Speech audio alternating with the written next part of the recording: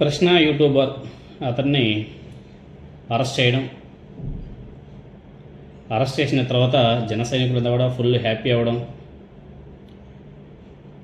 చాలా గట్టిగానే జనసేన వాళ్ళంతా కూడా వాళ్ళ సోషల్ మీడియా అకౌంట్లలో వీడియోస్ వేసుకుంటూ గట్టిగా అని చెప్పారు.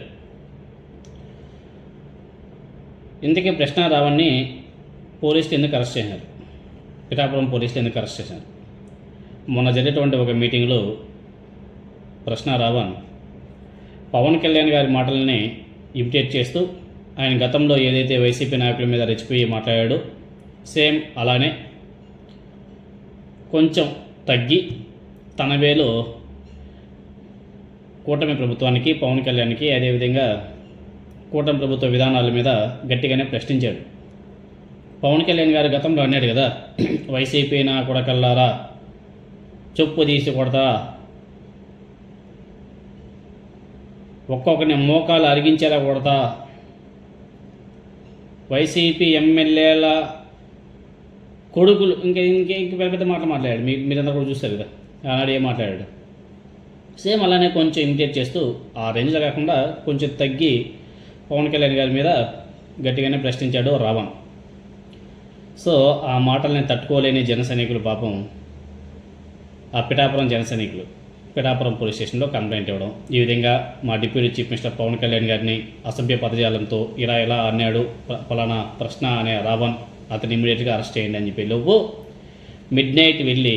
అదే రోజు మిడ్ నైట్ వెళ్ళి 11:30-12 గంటల సమయంలో రావణ్ని అరెస్ట్ చేసి పిఠాపురం పోలీస్ స్టేషన్కి తీసుకొచ్చారు. నిన్నంతా విచారణ చేశారు. నిన్న రాత్రి మేజిస్ట్రేట్ ముందు, ఈరోజు పొద్దున్నేమో మేజిస్ట్రేట్ ముందు హాజరుపరిచారు. ఆయన తరపున వాదనలు వినిపించింది ఎవరు? మన జాడా శ్రవణ్ కుమార్ గారు. జాడా శ్రవణ్ కుమార్ గారు వాదనలు వినిపిస్తే ఎలా ఉంటాయో మీకు అందరికీ కూడా తెలిసింది. జాడా శ్రవణ్ కుమార్ గారు నమ్ముకునేది ఒకదాన్నే, రాజ్యాంగాన్ని నమ్ముకున్నాడు కాబట్టి రాజ్యాంగ పరంగానే ఆయన గట్టిగా వాదనలు వినిపించాడు. దెబ్బకు అర్ధ గంటలో బెయిల్ మీద బయట వచ్చేశాడు ప్రశ్న రావణ్. మళ్ళీ అతని మీద మళ్ళీ పోలీసులు కేసు నమోదు చేస్తున్నారు, మళ్ళీ అరెస్ట్ చేశారని చెప్పేసి వార్తలు అయితే వస్తున్నాయి. అది ఎంతవరకు నిజమనేది తెలియాలి. ఇక్కడ ప్రశ్న రావణ్ అరెస్టు వెనుక ఉన్నది ఎవరి ప్రోద్బలంతో చేశారు ఇవన్నీ అనేసి ఒకసారి చూస్తే పవన్ కళ్యాణ్ గారు దగ్గరుండి రావణ్ని అరెస్ట్ చేయించాడు. ఎందుకంటే రావణ్ని అరెస్ట్ చేసిన తర్వాత నిన్న పవన్ కళ్యాణ్ గారు అనేక మాటలు మాట్లాడాడు. అన్నీ కూడా శుద్ధపూస మాటలు మాట్లాడాడు, పతివ్రత మాటలు మాట్లాడాడు. గతంలో ఈయన మాట్లాడిన మాటలు మర్చిపోయినట్టుగా ఉన్నాడు.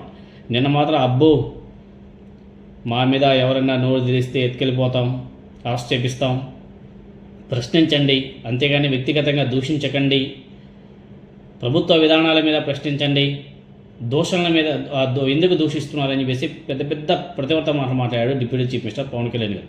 అయ్యా పవన్ కళ్యాణ్ గారు, మొన్న మీ జనసేన పార్టీ ఎమ్మెల్యే పంతం నానాజీ గారు జగన్మోహన్ రెడ్డి గారిని ఉద్దేశించి బూతులు తిట్టాడు, అసభ్య పదజాలంతో తిట్టాడు.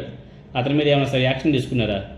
అంటే మీ వాళ్ళు ఏమన్నా, మీ వాళ్ళు ఎన్ని తిట్టినా, మీ వాళ్ళు ఎంత కఠినంగా వ్యవహరించినా మీరు మాత్రం దాని గురించి స్పందించరు. ఈవెన్ మీరైనా సరే. మీరు రీసెంట్గా కూడా మాట్లాడారు కదా, యోగి ఆదిత్యనాథ్ గారు ట్రీట్మెంట్ ఇప్పిస్తా, మోకా చెప్పలు తీపిస్తానని కూడా గల అది ఇది అని చెప్పేసి మాట్లాడారు కదా. ఇంకా పెద్ద మాట్లాడారు, రీసెంట్గా మాట్లాడారు. ఇప్పుడేమో మీరు ప్రెస్ మీట్ ముందు అబ్బో.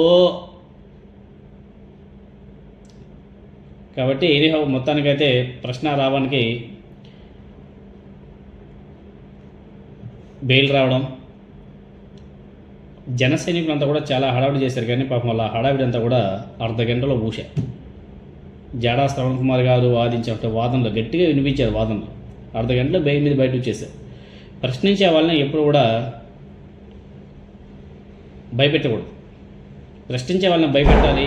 ప్రశ్నించే వాళ్ళని అరెస్ట్ చేసి ఈ విధంగా భయపెట్టాలంటే ఆ ప్రశ్నలు తగ్గవు, ఇంకా పెరిగేది కానీ తగ్గవు.